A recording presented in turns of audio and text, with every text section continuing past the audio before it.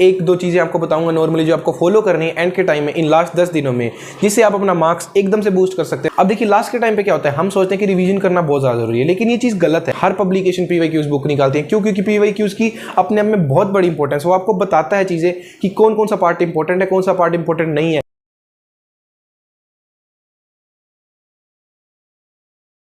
सो है गाइस आर्यन बब्बर, और आज की वीडियो में हम बात करने वाले एक बहुत इंपॉर्टेंट टॉपिक के बारे में। तो जैसा कि हमें पता है बहुत जल्द हमारा नीट एग्जाम आने वाला है। नीट एग्जाम को ऑलमोस्ट 10 डेज बचे हैं। तो आज हम बात करने वाले हैं कि लास्ट के 10 दिन हमें किस तरह से यूज़ करने हैं। इन लास्ट के 10 दिनों में हमें क्या क्या काम करने हैं, क्या क्या नहीं करने हैं कि आप 650 प्लस मार्क्स स्कोर कर सकें।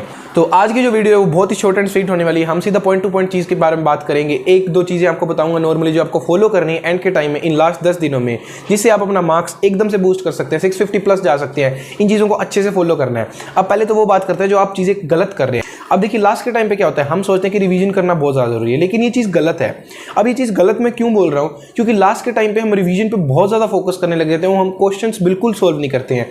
ये बहुत एक गलत चीज़ है। अब सबसे पहले तो ये चीज़ जानते हैं कि आपको क्वेश्चंस करने कौन कौन से हैं। तो देखिए पीवाईक्यूज आपको बिल्कुल भी नहीं छोड़ने हैं। एक चीज़ आप देखिए, मार्केट के अंदर नीट, जेई और जितने भी कॉम्पिटिटिव एग्जाम्स होते हैं उनके लिए पीवाईक्यूज बुक यूं ही नहीं भरी पड़ी हैं। हर पब्लिकेशन पीवाईक्यूज बुक निकालती है, क्यों? क्योंकि पीवाईक्यूज की अपने आप में बहुत बड़ी इंपॉर्टेंस है। वो आपको बताता है चीज़ें कि कौन कौन सा पार्ट इंपॉर्टेंट है, कौन सा पार्ट इंपॉर्टेंट नहीं है, किस तरह से क्वेश्चंस फ्रेम होते हैं उस पर्टिकुलर एग्जाम के अंदर। ये सब चीज़ें आपको वो पीवाईक्यूज बताते हैं। तो पीवाईक्यूज करने बहुत ज़रूरी हैं। और आपके जो टेस्ट चल रहे हैं इस टाइम के अंदर, उनको आपको अच्छे से सोल्व करना है। उनके अंदर जो भी क्वेश्चन गलत होते हैं उन्हें अच्छे से सोल्व करना है। जो क्वेश्चन छोड़ के भी आते हैं उनको भी अच्छे से सोल्व करना है। अब देखिए रिवीजन करना गलत नहीं है, लेकिन रिवीजन डायरेक्ट करना गलत है। एंड के टाइम में आपको क्या करना है, आपको पहले क्वेश्चन सोल्व करने हैं, फिर रिवीजन के ऊपर आना है। आपको रिवीजन पहले नहीं करनी है। अब ऐसा क्यों करते हैं, इसको एक छोटी सी कहानी से, एक छोटे से फैक्ट से समझते हैं। अब सपोज कीजिए मैं आपको एक बाइक दे देता हूँ या आपको कार दे देता हूँ, दोनों में से कोई भी चीज़, और आपको बोलता हूँ कि एक शहर का चक्कर लगा के आइए।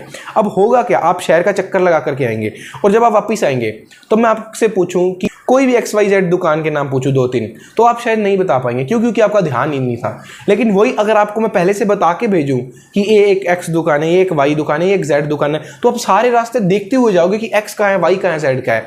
तो यही इंपॉर्टेंस है पीवाईक्यूज की, क्वेश्चन ही। अगर आपने पहले क्वेश्चंस कर लिए ना, तो जब आप पढ़ने जाओगे ना, तो आप एक एक चीज़ देखते हुए चलते जाओगे कि ये चीज़ कहाँ है, ये चीज़ इंपॉर्टेंट थी, ये पीवाईक्यूज में आ रखी है, ये चीज़ शायद अगली बार आ सकती है। तो इस तरह से आप उसे एनालाइज करके रिवाइज करोगे और वो ज़्यादा इफेक्टिव होगा। आपको पहले क्वेश्चंस करने हैं, आपको पहले प्रैक्टिस करनी है, फिर रिवीजन के ऊपर जाना है।